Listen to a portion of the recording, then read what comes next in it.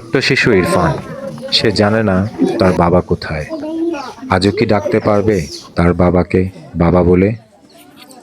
দিন বদলের স্বপ্নে মাত্র ১ মাস আগে শান্তিরক্ষা মিশনে দেশ ছেড়েছিলেন চৌকস সেনা সদস্য বাবা জাহাঙ্গীর আলম।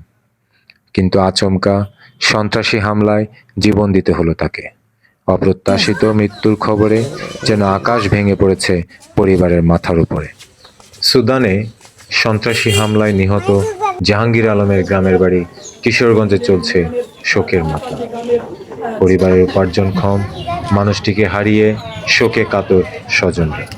এখন অপেক্ষায় কফিনবন্দি মরদেহের জন্য।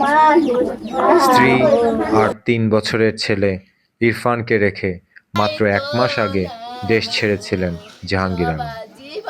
এরই মধ্যে এলো দুঃসংবাদ। বাবার মৃত্যুর খবর শুনে বাড়ির উঠোন জুড়ে এখন শুধু কান্না আর হাহাকার। বাবার আদর কি তা বোঝার আগেই বাবাকে হারাতে হলো ছোট্ট ইরফানকে। সুদানের সন্ত্রাসী হামলায় নিহত সেনা সদস্য জাহাঙ্গীর আলম কিশোরগঞ্জের পাকুন্দিয়া উপজেলার জাঙ্গালিয়া ইউনিয়নের তারাকান্দি গ্রামের হজরত আলীর ছেলে। তিনি বাংলাদেশ সেনাবাহিনীর মেস ওয়েটার পদে কর্মরত ছিলেন।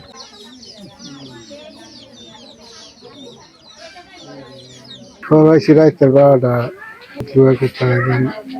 গন্ডগোল দেশ, এই দেশের মধ্যে বোমা খাচ্ছে, অনেক মানুষ মারা গেছে। এইটা আমি যাওয়ার আগে বলে গেছে কাজ কাম কম হবে, তোমার তো সুখ, আমার চাটা দেখছো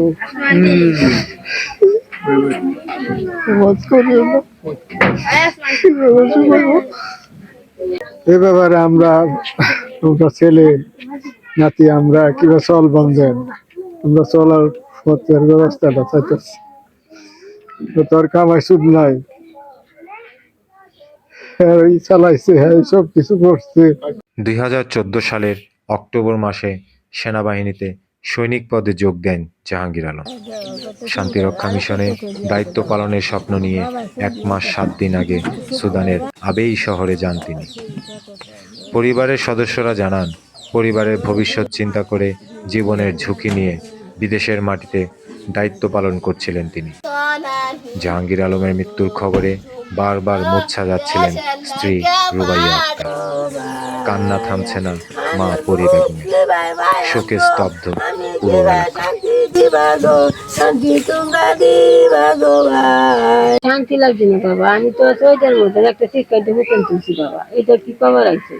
আমার বাবার তো রাইতে খবর আনি না, রাইতে 12টা বাজে বাবা, এই সময় কেউ খবর দিল, এই সময় আমি খবর হয় একটা শিক্ষা দিয়েছি, রাইতে তো শিক্ষার বাঘের অসুখ, আমার অসুখ বাবা, আমরা কিচ্ছু নাই বাবা, আমরা এই ঘুরতে চলছি, ঘুরতে যাই গিয়ে দেখাইছে ঘুরতে আমরা চালাই নিচ্ছি, আমার কিচ্ছু নাই। এই যে ঘরটা আমার হুঁজে আর কিচ্ছু নাই, আমার বাবা এই ঘরে রয়েছে, আমার হুঁতে এই ঘরে রয়েছে বাবা। বাবা আমার পড়ে গেছে, আম্মা আমি যাইতেছি দোয়া হয়ে, আমি তো বাবা তোমার লাগে দোয়া হতাম না, কি হবে নামাজ পড়বো আমার লাগে দোয়া হলো, আমি কই বাবা যাও, বাবার আটায় ফাটায় দিচ্ছি, বাবা তুমি যাও তোমার লাগে আমি দোয়া হলবা নামাজ পড়িয়া, তোমার যে আল্লাহ আমার যে বউয়ের তো নিচে বুয়া যেন আমি আল্লাহ ফালা দিযা, আল্লাহ তুমি কত দোয়া চাইছি বাবার কাছে, বোন বাবা যেন আমার শহীদ হয়ে গেছে কাল হুকুম বলে আমি কইতাই না, বাবা রাইতে খবর হয়েছি 12টার সময়, 12টার সময় খবর হয়েছি আমার বাবা।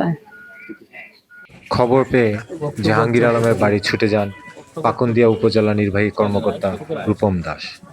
তিনি জানান, মরদেহ দেশে ফেরত আনা সহ সরকারের পক্ষ থেকে সব ধরনের সহযোগিতা প্রদান করা হবে। আমরা স্থানীয় গণমাধ্যম সূত্র আসলে প্রথম সংবাদটি জানতে পেরেছি, সরকার পক্ষ উপজেলা প্রশাসন এই পরিবারের সাথে আছে। এখন সরকারি কবে লাশ আনাবে আমি বারবার খোঁজখবর নেওয়ার চেষ্টা করছি, এখন পর্যন্ত সঠিক তথ্য এই মুহূর্ত পর্যন্ত এখনো পাইনি। আপনাদের সহযোগিতা যে কোনো তথ্য পেলে আমাকে জানাবেন। আর সরকারের যে অন্যান্য সহযোগিতাগুলো সরকারের পক্ষ থেকে তুলে দিবে সেগুলো যথাসময় আমি তাদের কাছে পৌঁছায় দেবো, এবং উপজেলা প্রশাসন ব্যক্তিগতভাবে এই পরিবারের পাশে সবসময় আছে। প্রশাসনের পক্ষ থেকে সেনাবাহিনী আমি যোগাযোগ করেছি, তারা বলছে যে ত্বরান্বিতভাবে কাজ চলমান রয়েছে, আশা রাখি খুব তাড়াতাড়ি দেশে লাশ আসবে। এবং তাদের যে অন্যান্য রুলস রেগুলেশন বাংলাদেশ সেনাবাহিনী সে মোতাবেক তারা পরবর্তী কার্যক্রম গ্রহণ করবে। সেনাবাহিনীর পক্ষ থেকেই তারা যোগাযোগ করছে এবং তারা যত তাড়াতাড়ি সম্ভব আনা যায় সে ব্যবস্থা নেওয়া হচ্ছে এবং আমাকে তারা অবহিত করছে।